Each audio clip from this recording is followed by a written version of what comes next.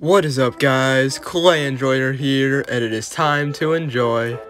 And in this video, I made the most random meme I could find, which just happens to be this one.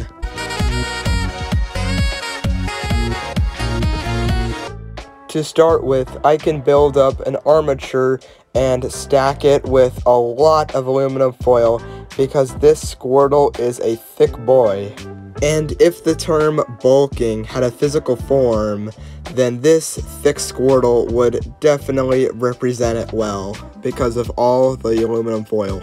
Now, to cover up all the aluminum foil, I can wrap my Squirtle in a bunch of clay because if I want to actually put on some detail, then clay's the better option than aluminum. With all the clay attached, it wouldn't make sense if I didn't smooth it out because it makes it look nicer. So that's what I'm going to do now with the body and the head before moving on to putting more details on the legs. Something that I had noticed when I was looking up pictures of Squirtle to make the sculpture is that his legs almost look like they just stick out of his body because they only blend down, but around what I assume might be his knee or where they join the body, it looks like they just are stuck on. Now, since Squirtle's feet look a little stubby, I can give him 3 toes on each foot to make him look a little more normal and so he can balance when he's playing his saxophone.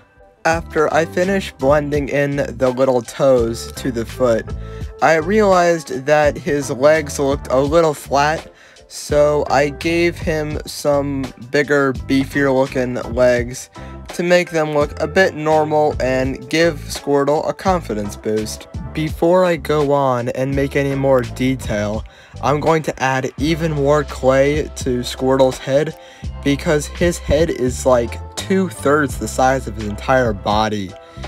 And then I can sculpt in some eyes before immediately regretting it later because they're going to be covered up with some cool shades. And just in case you forgot who I'm sculpting, I'm giving Squirtle his iconic cute little mouth as well as his nostrils to make him look more like Squirtle, which is obviously he's supposed to. With most of the body done, I can now start working on refining the shell, which starts with obviously an oval-like shape, and then the indents will get cut into it to obviously make it look like Squirtle's shell. The individual sections which also get smoothed out to make the ends a little less harsh before I show you guys on the progress that you can obviously already see. With the shell appropriately smoothed and sectioned, I can add a big sausage of clay around the entire shell to add the border of the shell to give it some more volume and size, I guess. With Squirtle's shell looking great and smoothed out, I can put it onto his back before working on Squirtle's rock hard 4-pack abs. Now, after refining Squirtle's massive muscular abs, I can work on sculpting his arms, starting with a little circle of clay before rolling it into a long rectangle cylinder shape and putting on some fingers before it gets sliced off and blended in. I thought that Squirtle's hands would look kind of weird if they just ended in blocks, so I smoothed and cut a little bit to make it look more like he was actually grabbing the thing instead of just, I don't know, it just looked kind of awkward. As well as leg day, Squirtle also never misses bicep and tricep day because his arms are massive. With the arms done, I can temporarily put them in place to try and get an estimate of where and what position he's going to be holding the saxophone in. Then I can make said saxophone by starting with some aluminum foil wrapped in clay to give it a little bit more girth without actually using a lot of clay.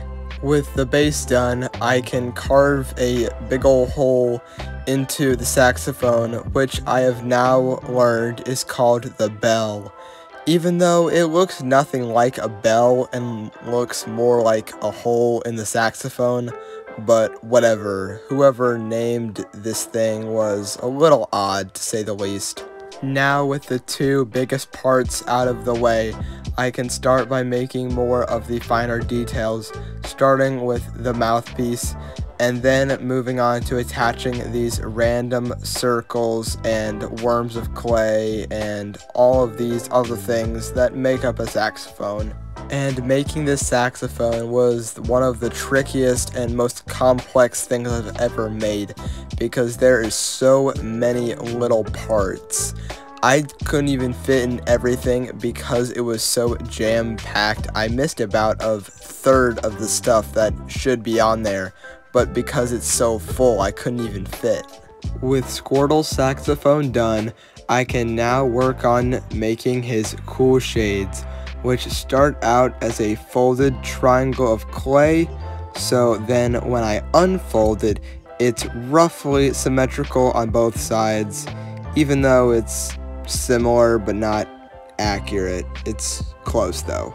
And now I can move back to Squirtle's saxophone because I want to get it painted before I bake Squirtle, so he can be holding the saxophone in the correct position, but the painting will already be done. So I can start with a layer of gold before then going over the entire saxophone with a brown wash, and then painting the mouthpiece a nice dark black. After the saxophone is done, I can make Squirtle's tail, which is just a simple blob on an armature wire, but I'm gonna bake it and paint it first because it's gonna be a little tricky to put in place, so I'm gonna want Squirtle's body to be baked first before I stick the tail in place so it doesn't fall out. Then, like all the other body parts, I can paint Squirtle's arms, legs, and head with this same color of bright blue to tie everything together. Even though this blue looks a little different from the one on the arms, it's the same. I guess it turned out fine in the end though, because after a few hundred coats of this blue, it all ended up looking roughly the same, which was a nice surprise.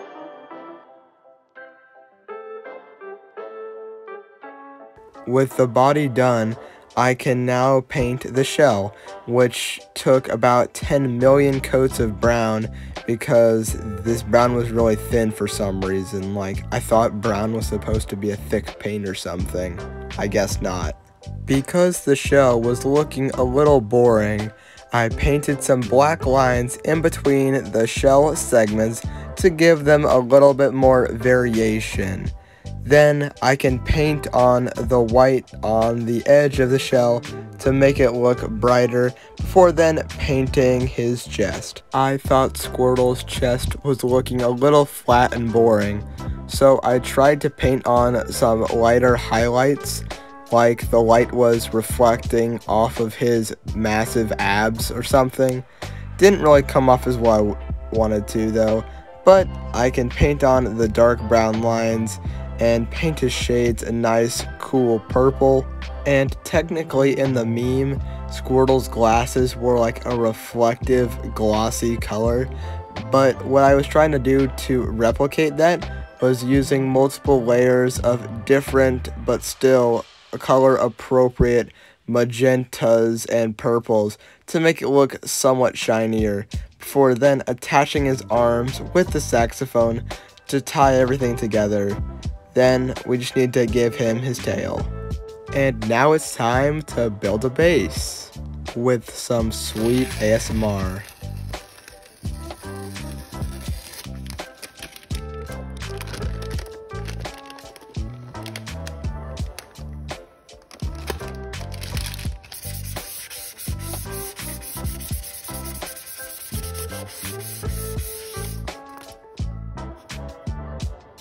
With that sheet of acrylic cut, I can also cut out this polystyrene sheet in a circle to make the base which Squirtle will be performing on, which will also end up holding lights later on in the video.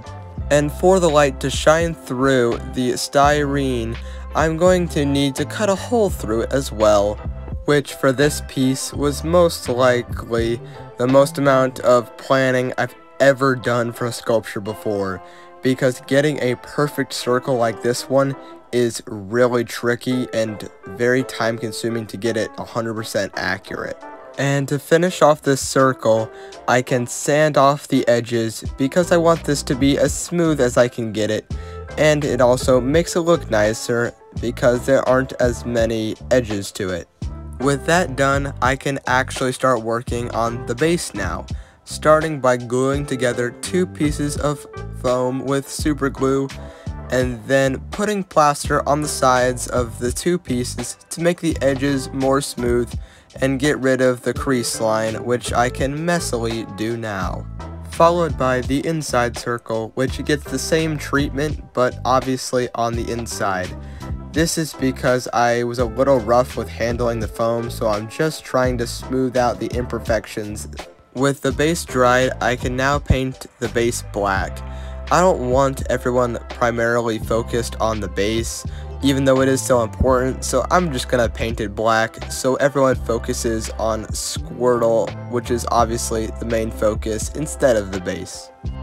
Next, while my cat judges me, I can pull the lights through the base, which will be super glued down in a minute to make Squirtle's spotlight that will be shining up on him. And I can double check to make sure that the lights are working, and that yes, in fact they are, which is a success.